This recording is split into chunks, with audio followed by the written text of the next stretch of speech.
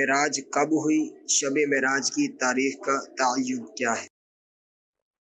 ٹھیک ہے، مزید میرا سوال یہ ہے کہ کیا نبی پاک صلی اللہ علیہ وآلہ وسلم کو معراج شریف جسمانی ہوئی تھی یا روحانی؟ جواب ارشاد فرمائیے۔ ٹھیک ہے۔ اب یہ بتائیے نبی کریم کا سفر معراج کتنے عرصے میں مکمل ہوا اور کیا اس وقت کو نبی پاک کی عمر مبارک میں شمار کیا جاتا ہے؟ ٹھیک ہے، کیا کہتے ہیں کب ہوئی، کیا ہے تاریخ کا کب تعین؟ ہوئی؟ کم از کم اتنا ہے کہ ہوئی تو ہے، ہاں تو جب ہوئی ہے تو بس اس پہ بندے کو فخر کر لینا چاہیے، نمبر ایک یہ۔ نمبر دو یہ کہ دیکھیں ہم پہلے بھی گفتگو اس موضوع پہ کر چکے ہیں کہ جو اس طرح کے واقعات ہوتے ہیں ان میں بکثرت تاریخ کا اختلاف ہوتا ہے۔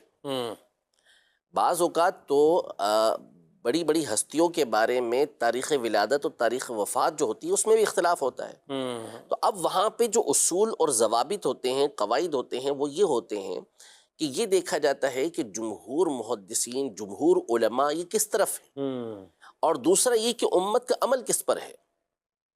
تو جیسے مثال کے طور پہ نبی پاک صلی اللہ تعالیٰ علیہ وسلم کی جو تاریخ ولادت اور دنیا سے رخصت ہونے کی تاریخ ہے اس کے بارے میں اختلاف ہے، لیکن علماء نے یہی لکھا، اعلیٰ حضرت نے اسی کی تحقیق فرمائی کہ جمہور علماء کا جو موقف ہے وہ یہی ہے کہ 12 تاریخ کو ولادت ہوئی، ٹھیک ہے، اور یہی امت کا عمل ہے کہ اسی تاریخ کو نبی پاک صلی اللہ تعالیٰ علیہ وسلم کے ولادت کا دن مناتی ہے۔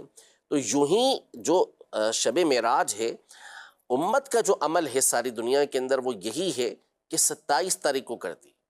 تو جب ایک امت کا عمل چل رہا ہے اور یہ بات تو ثابت شدہ ہے کہ نبی پاک صلی اللہ علیہ وسلم کو معراج ہوئی ہے اور امت اس پر چلتی ہوئی آ رہی، تو اب خامہ خامہ اس تاریخ سے لوگوں کو نکالنا، جبکہ دلائل بھی موجود ہیں، علماء نے تصریحات بھی اس کی ہوئی ہیں، تو پھر اس کے اوپر اعتراضات کرنا اور پھر لوگوں کو پریشان کرنا، یہ صرف اور صرف تشویش میں ڈالنے والی بات ہوتی ہے، فتنہ انگیزی والی بات ہوتی ہے۔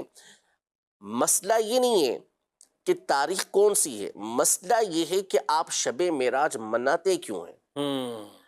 اب بتا دیں اگر آپ کے نزدیک 27 تاریخ دلائل کے ساتھ ثابت ہو جاتی ہے تو کیا آپ اس بات کو تسلیم کریں گے کہ اس دن جو ہے وہ شب معراج منانا یہ بالکل ٹھیک ہو جائے گا؟ ایسے لوگ پھر بھی انکار کریں گے۔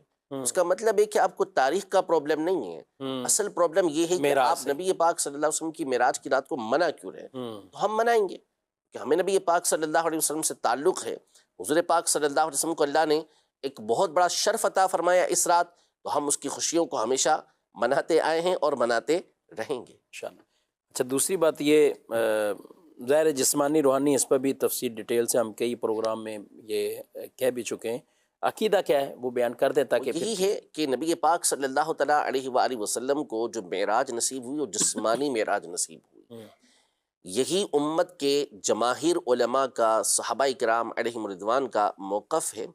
اور دیکھیں اس میں سب سے بڑی بات تو یہ ہے جسمانی معراج کے اوپر قرآن و سنت میں دلائل بھی موجود ہیں، صرف عبد کا لفظ جو ہے اس سے ہی علماء نے استدلال کیا کہ عبد جو ہے یہ کہتے ہی روح اور جسم کو ہیں، سبحان الذی اسری بعبدہ، اسرا بعبدہ، کہ پاک ہے وہ ذات کے جو رات کے ایک مختصر حصے میں اپنے بندے کو مسجد حرام سے مسجد اقصیٰ تک لے گئی۔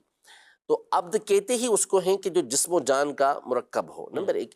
پھر اس کے بعد جس شان کے ساتھ اللہ پاک نے اس واقعے کو بیان فرمایا، سبحان الذی، پاک ہے وہ ذات، اور پھر اس کے بعد جو کفار کے اعتراضات تھے، تو اگر یہ معراج روحانی ہوتی تو اعتراض کس بات کا؟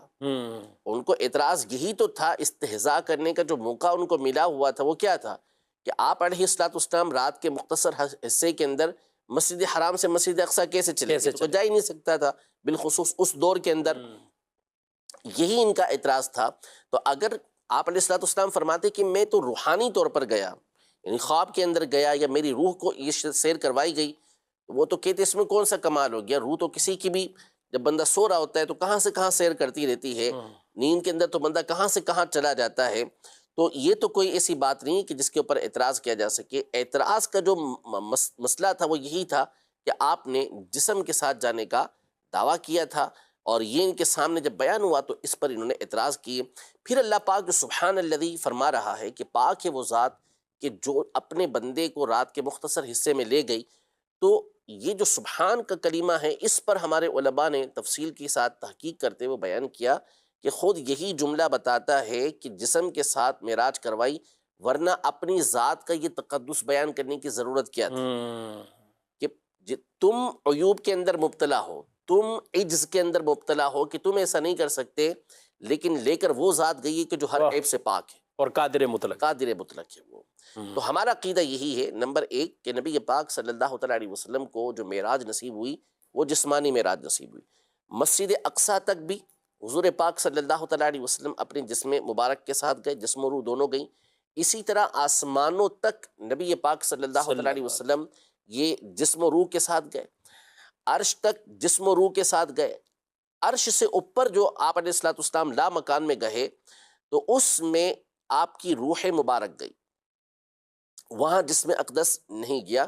یہی اعلیٰ حضرت امام اہل سنت نے تحقیق فرمائی ہے کہ جو بعض علماء نے عرش تک کہا اور بعض نے کہا کہ لا مکان میں جانا، تو آپ نے فرمایا کہ عرش تک تو جسم مبارک گیا، لا مکان میں آپ علیہ الصلوۃ والسلام کی روح مبارک گئی. اچھا جی، ایک اور بھی سفر معراج میں یہ جو کافی عرصہ بیان کیا جاتا ہے، لیکن دوسری طرف یہ کہ آپ صلی اللہ علیہ وسلم جہاں وضو کیا، پانی اور جو دروازے کی وہ کنڈی ہے وہ بھی ہل رہی ہے، تو اور طویل ایک عرصہ بھی ہے، تو یہ جو عرصہ ہے اس کو بھی کیا عمر مبارکہ میں شامل کرتے ہیں؟ ایسا نہیں ہے، یعنی ویسے تو دیکھیں نبی پاک صلی اللہ علیہ وسلم کی جو حقیقت ہے وہ تو نور ہے. اگر نور کے اعتبار سے بات کریں تو حضور پاک صلی اللہ علیہ وسلم کا نور تو حضرت آدم علیہ السلام سے پہلے پیدا کیا گیا، ہر شے سے پہلے پیدا کیا گیا. تو اس اعتبار سے تو جو عمر مبارک ہے وہ تو اللہ اور اس کا رسول ہی بہتر جانتے ہیں کہ کتنی بنتی ہے، ٹھیک ہے. لیکن جو دنیا میں تشریف لانا ہے حضور پاک صلی اللہ علیہ وسلم کا، تو سیرت نگار محدثین اس بات پر متفق ہے کہ نبی پاک صلی اللہ علیہ وسلم نے زندگی کے 63 سال گزارے. 40 سال تک مکہ مکرمہ میں آپ علیہ الصلوۃ والسلام رہے. 40 سال کی عمر میں آپ نے اعلان نبوت فرمایا، اور پھر اس کے بعد 13 سال آپ علیہ الصلوۃ والسلام مکہ مکرمہ میں رہے، اور 10 سال آپ صلی اللہ تعالیٰ علیہ وسلم مدینہ منورہ میں رہے. سب کے سب اسی بات کو لکھتے ہیں کہ آپ علیہ الصلوۃ والسلام کا جو وصال ہوا وہ 63 سال کی عمر میں ہوا. تو اگر اس عرصے کو آپ شامل کریں گے تو پھر تو عمر مبارک اور طویل ہو جائے گی. تو یوں آپ روحانی اعتبار سے کہہ سکتے ہیں کہ وہ جس میں وہ آپ علیہ الصلوۃ والسلام کی جو عمر مبارک ہے اس کے اندر شامل کر دیا گیا، لیکن حقیقت جو آپ نے دنیا کے اندر ظاہری جسم کے ساتھ زندگی گزاری ہے وہ 63 سال کی زندگی.